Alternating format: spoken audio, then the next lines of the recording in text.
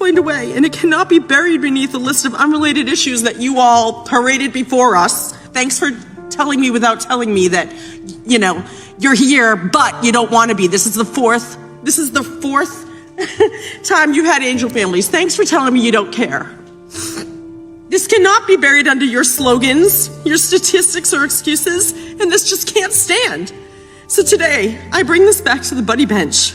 I think Congress needs one. I think every governor, every mayor, every sanctuary city official and politician shifting blame and interest, hiding behind their slogans and talking points should have to all sit on one. And I challenge you all to sit down with me, take my hand, look me in the eye, and then explain to me, because I just don't understand. Explain why people here illegally matter more than your American citizens. Explain why sanctuary policies matter more than my Sheridan's life. Explain why cooperation with ICE was too much to ask for. But asking our American parents to bury our children is somehow acceptable. Ask me. I need you to tell me. I want you to imagine that little girl on the buddy bench, that innocent college freshman with a heart full of compassion and a head full of dreams that was gunned down by an illegal immigrant, I want you to imagine that was your daughter, not mine. What if she was yours? Would you even hesitate for 1 second to act, to make changes? My Sheridan spent her whole life choosing others.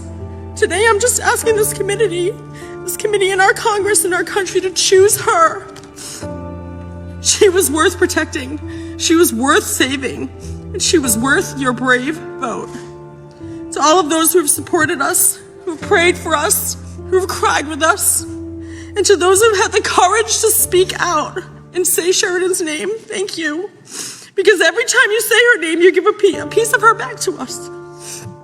You remind the world that Sheridan was not a talking point. She wasn't a statistic or a headline. She was our daughter. She will always be my sweet sunshine. And if the people who failed her would rather look away, then I'm asking the rest of you to look right at her. Here she is. There's she and I. Here she is. This is taken the day before she died. Say her name, tell her story, and demand better. Because my Sheridan Grace Gorman should still be alive. And no mother should have to stand where I am standing, begging elected leaders to value my child's life after it's already too late. I cried when I came into the room. I saw this poster that you made. It says, at every stop, the system had a chance to stop him. At every step, it failed. And my daughter paid for those failures, your failures, with her life. No family should ever have to bury a child because public officials fail to put American lives first. I'm just asking you to choose us. We choose you. We choose you. Choose us. Why does my child matter less than an illegal immigrant? Why? Listen, I have a heart. I love immigrants. Two of my best friends in this whole world are immigrants. They came here the right way. I absolutely think they make America beautiful. But my daughter's beautiful too. I need you to think about what these policies are. And I need you to imagine this is your daughter, because I'm very sure you won't be cutting off anyone when they're speaking. I'd be very sure you won't call this a political stunt. The grief is real. Every day I wake up with unimaginable pain. Do you know what I wake up in the middle of the night and I think, did my daughter cry for me? She made it 40 feet. She made it 40 feet running for her life. Did she cry out for me? She died on that pavement all by herself, lonely, bleeding on that pavement. And I will never ever rest. I actually have to say that I am devastated. My husband and I, we're only a couple years away from retirement. I've worked my whole life so hard. All I wanted to do was just enjoy our children. Just wanted to enjoy my Sheridan. And I understand that you're here for a reason. I don't understand why it's only the Republican side that cares about our American children. And I know that you're a mother. I know that you're a father. I deeply value that. But basically what you just did, what you said was, I'm so sorry for your loss. I have a daughter too. I have a son. I feel your pain. You don't. You don't feel my pain. Because the next words out of your mouth were, but.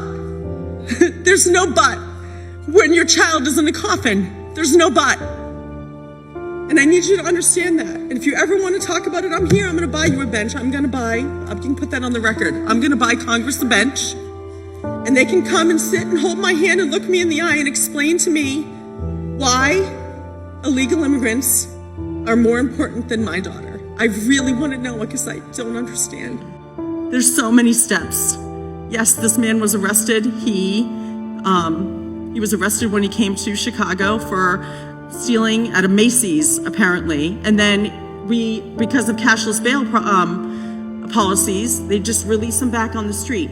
The original intent, I believe, of cashless bail was that these people are from our community, so the chances of them coming back to a court are high because they're part of the community. That doesn't apply to illegal immigrants. This man didn't have an address. The fact that he was even released on his own recognizance, how do we know this man's not even using a different name? We trust that the name he gave himself is Jose Medina. There's so much wrong with these policies, cashless bail, sanctuary cities. It's a roundabout. The sad thing is that I've had to educate myself, my husband. We've had to educate ourselves on immigration law.